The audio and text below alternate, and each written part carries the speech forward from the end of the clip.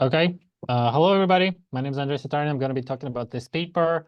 What's the story in EBS glory, evolution, and lessons learning in building cloud block store?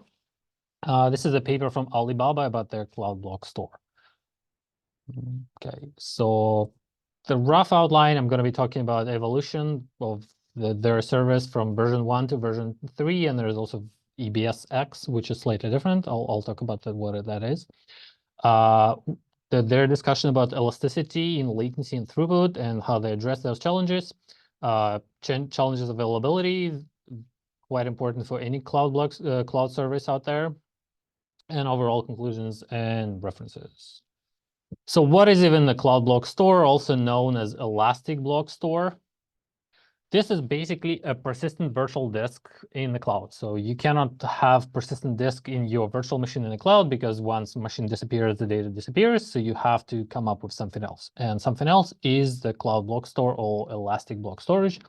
You can attach it to a virtual machine. You can scale it at scale IOPS, throughput capacity in pretty wide range. So you can have a small disk, you can have a larger disk, you can scale it up online without changing anything, without reattaching hardware or anything like that, because it's the cloud, all those things you do through API. So that's roughly what we're talking about. And this is service like that from Alibaba Cloud, one of the big clouds outside of US specifically. The main focus of the paper, one of the main focuses of the paper is evolution of that service through years and how they first started and how they addressed upcoming challenges. So they mentioned that EBS first version came out in 2012, so pretty old, and that was based on a regular TCP protocol and was on hard drives, so spinning drives, pretty slow, relatively speaking. The next step in evolution was version 2 with Luna, their custom protocol for networking and based on SSDs, where one of the features they introduced is background erasure coding and compression to address basically storage costs or storage efficiency. Next step is EBS 3. As far as I know, that's the latest step with additional features like foreground erasure coding and compression. So not only somewhere in the background, but also on the right path. And I'm going to be talking about that. They mentioned a feature called auto performance level, but I don't think they elaborate in the paper on what that actually is. So I'm not going to be talking about that at all.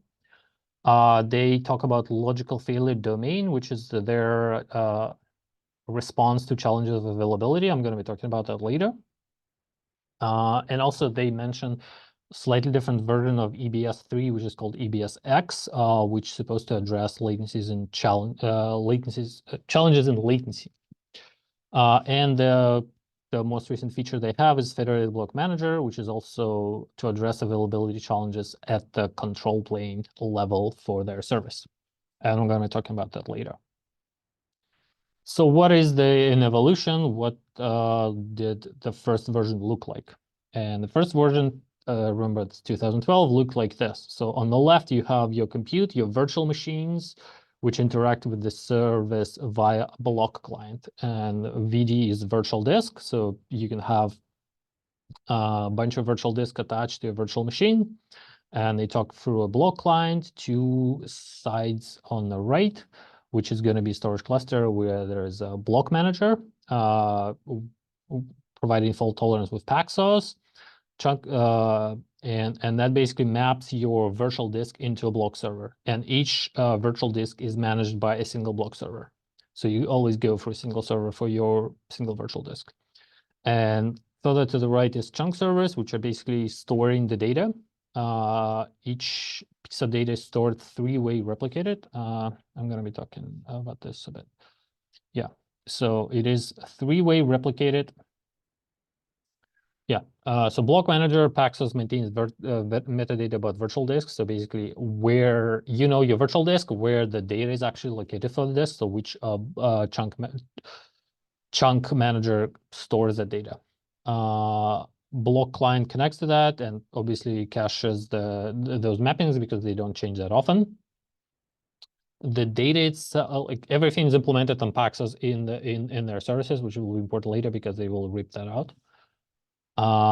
Everything replicated 3 times and stored locally, basically in chunk servers in XT4 file system with in-place updates. So you have for each 64 megabytes of data, you have 64 megabyte file, and you write to that file on chunk servers, basically, to persist.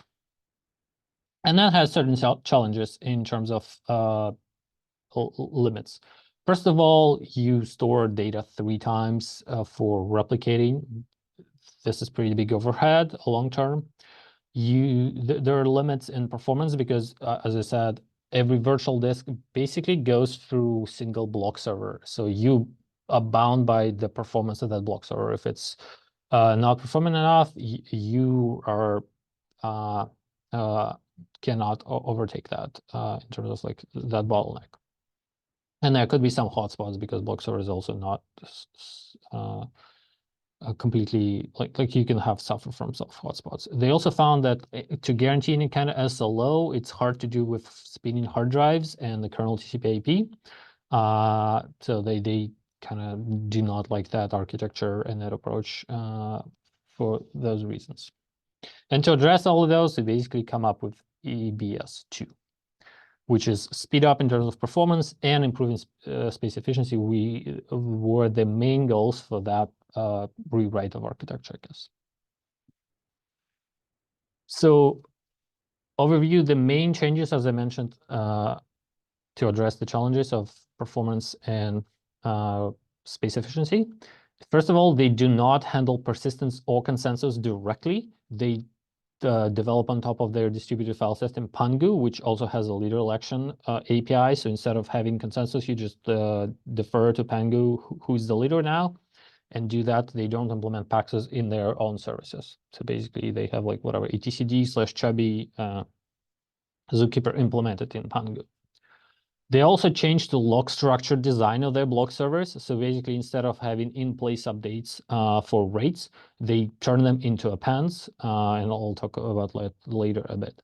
So that kind of splits traffic in your front-end traffic for client I/O, where like client actually writes the and that traffic originates from the client, and the background, which is garbage collection and compression, to turn out those log structured, like basically merge those log structured whatever SS tables or whatever they call them. So basically your logs into more read optimized things. And now they have failover at the granularity of a segment instead of virtual disk. They introduced this concept of a segment.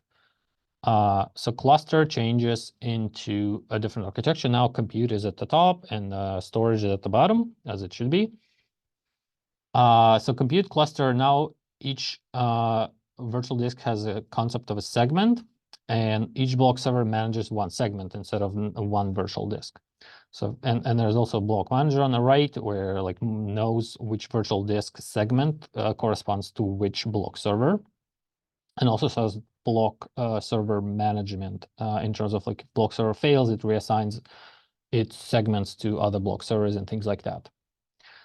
And underneath that, there's a file layer of Pangu distributed file system. So we do not handle persistence ourselves. So we just write to Pangu, and writes are performed by this LSBD core, log structured block device core, which basically turns writes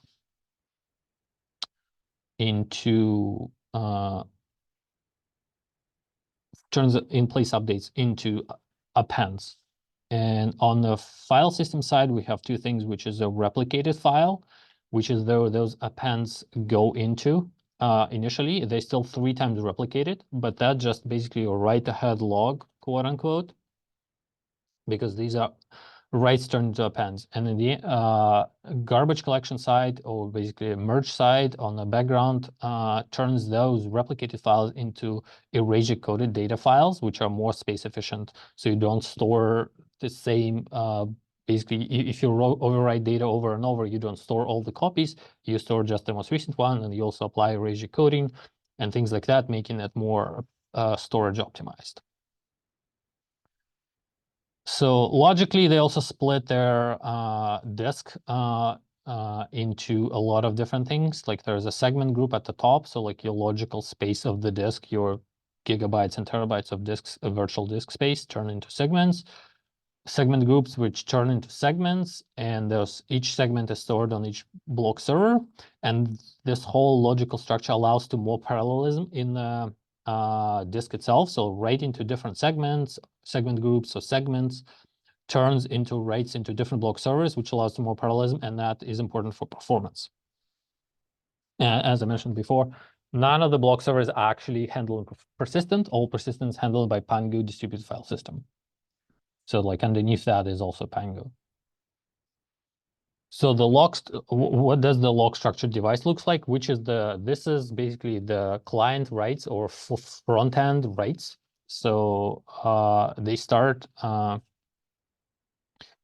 turning those in-place updates into appends in Pangu, and this is a replicated data file where each 4 kilobyte data piece has a header. So the write request comes in, you write that data to Pangu and acknowledge the write. And then there are additional data structures to speed up recovery or moving block storage, block servers between moving chunks between block servers. So there's a transaction file and this whole SS table log structured merge tree data structure to support basically to know which logical offset corresponds to which file. Somewhat similar to all the other log structured storage engines. So this is the front end part. The back end part is mostly garbage collection and some scrubbing they mentioned for correctness. So basically making sure that there's no bit rot. They briefly mentioned that as well. So on the garbage collection side, you have a block client which writes that data to the LSBD core in a block server, which we write through REPL-X into Pangu with the replicated data file. And then the garbage collection worker reads that back and stores erasure-coded file again in Pangu. There's less data here because I guess this is not like a hard number. This is what they calculated on average in the wild for their clusters, which basically means like there are a lot of overwrites on the same bytes and you can drop some of them. But the gist of important information here is at this lower boundary here, you read and write 4.69 times, and that is all network amplification, which they very much want to avoid. So that's pretty important number. And so like, as I mentioned, the network amplification is important. In terms of IOPS, this whole parallelism gave them 50 times more IOPS compared to EBS1. So like they can do 1 million IOPS per virtual disk. Depends on the size, obviously, but the larger the size, the more IOPS you can get. Maximum throughput per disk is also not bound by a single server now, and you can have 4,000 megabits per second. Again, huge improvement. But the network amplification costs are pretty high. Space amplification is way better. It's 129 instead of 3. But network amplification is bad. It's not only you paying for more network, you also your performance, your throughput is basically limited by the network because every time you write something, you write way more to the network, which is one of the things they want to address in version 3. So that the main goal is basically reducing that number to something more manageable for version 3. That's like how to reduce the network amplification in there. So what they did basically to address that is they added compression and erasure coding on the write path. For that, because you cannot like just do that on the write path because you don't have enough, it will cost you latency in terms of CPU consumption. So like this is why they address it by leveraging FPGA and offloading that compression to FPGA instead of CPU, because that's just faster to have more specialized hardware. The other thing is because per disk, you don't have enough throughput per disk to justify 16 kilobytes writes, and you cannot, or even 4 kilobyte writes, and you cannot make them smaller or pad them because it will reduce, like basically make your space and network efficiency even worse if you pad the data. So they come up with the approach, what they call fusion write engine. I'll talk about those in more details in a minute. So basically, moving erasure coding and compression to the front end path to write path of the system. And for that, they need that fusion write engine and need a PGA. And the overall result is that they reduced network amplification to roughly 1.5, 1.6. And space amplifications, again, is like pretty small. Huge improvement in throughput, like almost double compared to version 2 per network card. So how does this Fusion write engine works? So this is a new write path improved for version 3. So basically, write request comes in and goes into this Fusion write engine. The trick of Fusion write engine and the main idea is that you only, at this point, you only care about persistence, but you don't care about like data layout to be super optimized. So they basically, the Fusion part of the Fusion write engine is that they fuse together writes from different segments, which means different virtual disks. They fuse them into the same kind of request, or like the same persistent request to Pangu. So they use this hardware acceleration again to compress and do erasure coding, and then they write it to journal file. But now journal file contains data from different segments and different virtual disks. Versus previous version, every journal file was corresponding to a particular segment. Because different segments, like you basically, per segment, you do not have enough throughput to allow for that to do, because like the overhead per whatever 2 kilobyte write per segment is not enough to justify this whole thing. But if you fuse them together from various segments, you can write for persistence. Yes, you have a little more complicated recovery story, but in terms of performance, it's a huge win. On the side here, there are data files that they still, per each segment, they still maintain them in memory and periodically dump those data files back to Pangu.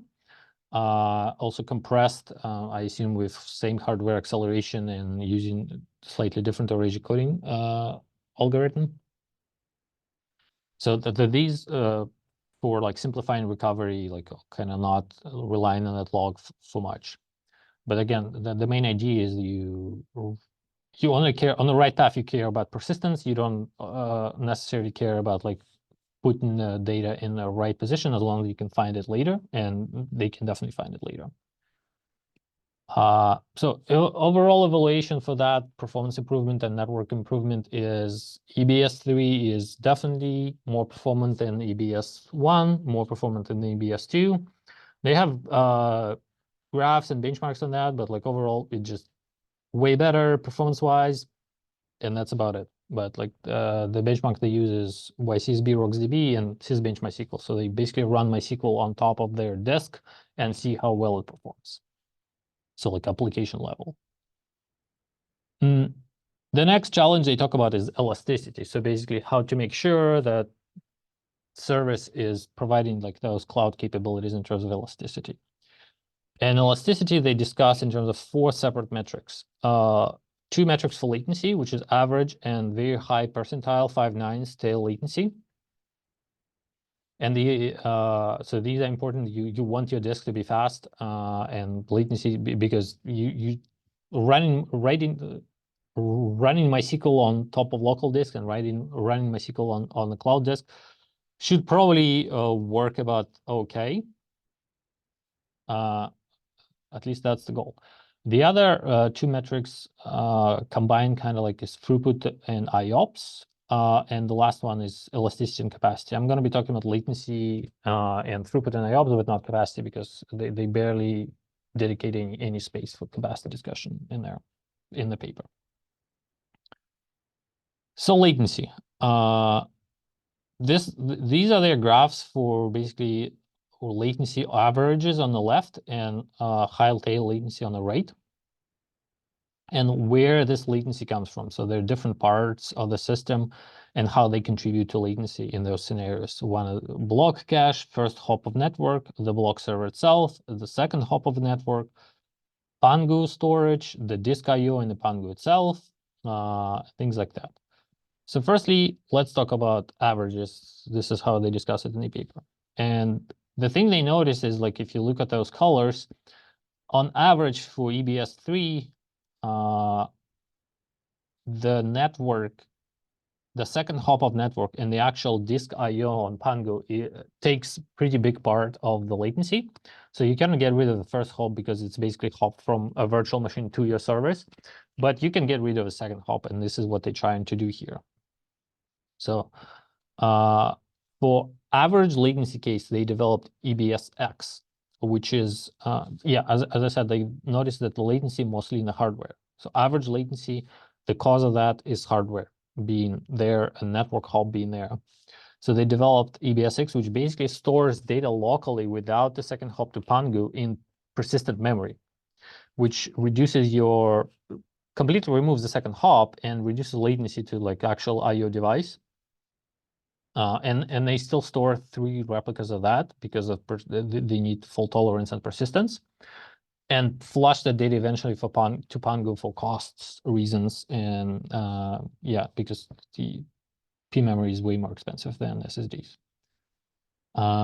So that basically gives them this graphs for EBS-X. So if you see latency compared to top is write, bottom is read path, significantly better for that, but like obviously costs are also higher because you need additional hardware and you still leverage Pangu on the background. So you still store basically the same amount, but on top of that, you kind of cache quote unquote writes and persistent memory. So this is average case for basically more latency sensitive, more expensive. They call it EBS-X. Again, we completely eliminate the second hop, and like Pangu is not there. Like the disk I/O is barely visible. Persistent memory on those scales. The other latency case is very high percentile, 5/9 percentile on the tail, and they notice that basically there's a huge part of the block server being slow, quote unquote, for those. So like it contributes a lot to that high percentile latency is specifically software in the block server. So like their investigation found out that contention with background task is the reason for that high percentile. So basically you have IO thread doing things and also doing some doing things for the front end, for the write path or the read path, but it also from time to time does interferes or contends with the background task like scribing and compaction or garbage collection in there. So they moved those to a separate thread.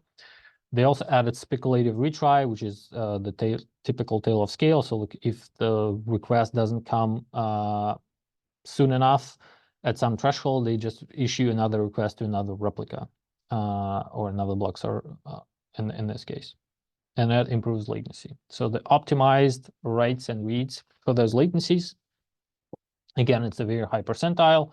Basically, again, completely eliminated that contention from the block servers.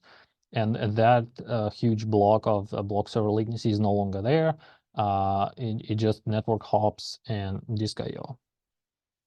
The other part of the discussion about latency they mentioned is latency is what they call coarse granularity. Means you cannot fix latency for particular virtual disk. You can only fix it in a system overall, because like the whole there is no latency path for like one disk but not the other. You cannot, unlike for example throughput and IO, where you can scale those things by throwing kind of more hardware at a particular disk, or like spreading it out or scaling it up or allocating resources for a particular disk. Latency in that sense is coarsely granulated. So the next challenge in elasticity is throughput and IOPS per disk. So you basically want your disk to be able to scale to a lot of throughput, because size is kind of not a problem. You can have almost as big as you want or your system allows.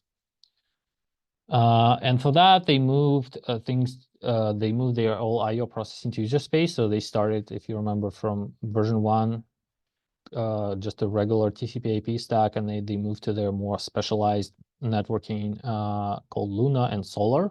Solar is the latest generation as far as I understand. They offloaded a bunch of IO operations, a bunch of things on IO path to FPGAs, like CRC calculations and like packet transmission, and just basically added a pretty huge network to that. And having that network shifts bottleneck to internal like PCIe bandwidth So that is and that is part of the block client. This is basically the first thing on your write path, which is still on a virtual machine, which works, which sends requests to your client. So that is the first bottleneck. So as long as you cannot do faster than your block client. So basically you have to remove all the bottlenecks from there, because behind that block client, which is run on one machine, you have a huge service where you can increase parallelism and like scale up resources, but the block client starts on one machine, so you have to make it like super fast on one machine, handling all those write requests or read requests. So this is why like FPGA helps, for example. On the block server side, where like the actual server, they reduced data sector size to 128 kilobytes. And they mentioned reasons like the reducing further kind of incurs more overhead. But 128 kilobytes basically allows them to have 1,000 IOPS input-out operations per gigabyte, because the internal parallelism, the way they structure logically the virtual disks. And that's, I guess, considered good enough. The other thing they noticed is that a lot of clients actually over-provision their disks, virtual disks, because they want to make sure that they will not be throttled in term when they burst. So they have a regular write activities, and sometimes they burst a lot. So this is why they employ this base plus burst strategy, where you have the base capacity where you actually reserve for your disk, and you have additional burst capacity which is available there as long as you like not abuse it too much. So this is why they have priority-based congestion control. So basically base gets priority as long as you reserve that base IOPS, but you can still have burst capacity. They do server-wide dynamic resource allocation. So basically within the block server, if there is one of the virtual disk or segments it's responsible for more in demand, they would reallocate resources dynamically and added cluster-wide hotspot mitigation. So if certain block servers are getting too hot, segments are getting moved from them, and they have logic to do that. And all of those things improve IOPS. So in the end, like the service allows max base capacity at 50,000 IOPS and burst capacity up to 1 million. So you can have, and they mentioned that the largest disk you can have is 64 terabytes. So you can have 64 terabytes with 50,000 IOPS on that disk, and basically kind of guaranteed, I guess, quote unquote. I'm not sure what the actual SLOs are for that. And the burst up to 1 million IOPS. The other important challenge for cloud services is availability. So we talked about performance, and now we're going to talk about availability of the cloud services. They discussed availability first in terms of blast radius and reducing that, and they classified potential events into 3 different categories. The biggest one being global. So if, for example, block manager misbehaves, it impacts a big part of the cluster, because you kind of don't know where your blocks for your segments and virtual disks are. Regional event is something impacting several virtual disks. For example, block server crash, because block server responsible for more for several virtual disks now, and single crash kind of impacts several disks. And individual is single virtual disk, where they, in detail, I'll talk about it later, they basically discuss what we usually call poison pill events. So basically, if you have a chunk or a part, basically part of virtual disk where processing that on a block server crashes the server. And technically it is individual, it might impact only single virtual disk, but because you have this whole chunk migration between block servers, your chunk can migrate to the next server and crash that, and the next, and the next, and you basically have this poison pill, and every server in your cluster takes that poison pill and dies and restarts. And that can impact availability significantly, and they talk about how they prevent those from actually poisoning the entire cluster. So the big challenge they start from the global blast radius perspective is control plane, because this is where you can have a lot of downtime if your control plane is not working properly. And the way they address those challenges is a federated block manager. So instead of having kind of single block manager fault tolerant, they have a central manager managing all the other block managers. I think the way I understand it, like now block managers are no longer fault tolerant, and if they crash, their segments and disks get reassigned to other block managers by central manager. But I'm not completely certain they like explicitly mention that in the paper. So as I said, federated block manager is the central manager now manages all the other block managers, and block manager manages what they call partition now. So like it's kind of virtual disk level, so it has a lot of segments in there, partitions. And once block manager fails itself, these partitions get redistributed to other block managers, and presumably new block manager starts, so the crashed one restarts and things like that. But that logic is now handled by a central manager instead of, I guess, block managers being fault tolerant themselves. I think the number they mentioned is on the order of hundreds of milliseconds to redistribute partitions after block manager crashes. So which is pretty great. They explicitly in the paper, they call out comparison to AWS paper called Millions of Tiny Databases, talking about AWS Physalia, which is Amazon approach to having a high available control plane for elastic block store service. So that's comparison if you're familiar with that paper. On a data plane availability, as I mentioned, like they mostly talk about individual events, kind of poison pill in software. So basically you have a bug where certain write requests or certain disks, certain chunks cause your block server to crash. And they want to prevent that crash from propagating across the entire cluster. They don't call it poison pill, but I think in general, in the paper, but in general, the term is pretty popular. So the core idea they have here is they need to somehow isolate those crashing chunks to a small number of block servers. And for that, they employ token bucking algorithm. So basically, every segment has 3 tokens to migrate, and tokens replenish at 1 per 30 minutes, and you cannot go more than 3. And every time you migrate segment from one block server to the other block server, you spend a token. And once you're out of tokens, you get migrated to this small subset of, they mentioned 3 nodes. So basically you have 3 block servers, which are called logical failure domain. And if your chunk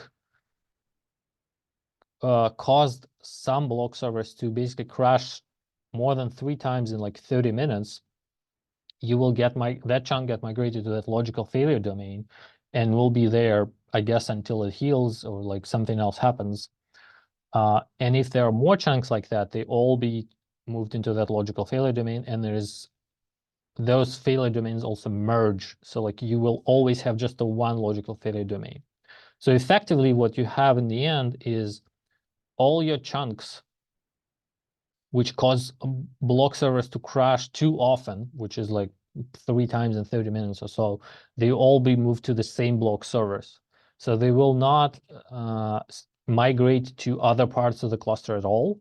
So they might cause a lot of unavailability in that small subset of block servers, but they will not get out of the jail. There is no get out of the jail card. They will be there until something improves. And they mentioned that that logical failure domain feature actually prevented them from big outage, which looks like a very interesting feature and neat feature to me. Like I've never seen that mentioned anywhere else. That kind of usage of token bucket and basically putting those chunks parts into like a logical failure domain. So conclusions. Paper talks about evolution of architecture of block store or elastic block storage from version 1 to version 3, and also mentions the latency sensitive version EBSX. They talk a lot of lessons and trade-offs they learned and trade-offs they took in those designs, how to address the issues arising from like the previous trade-offs from version 1 to version 2, from version 3. They talk about challenges in availability, elasticity, and how to leverage specialized hardware to offload parts of workload to improve performance and efficiency. And with that, I conclude my talk.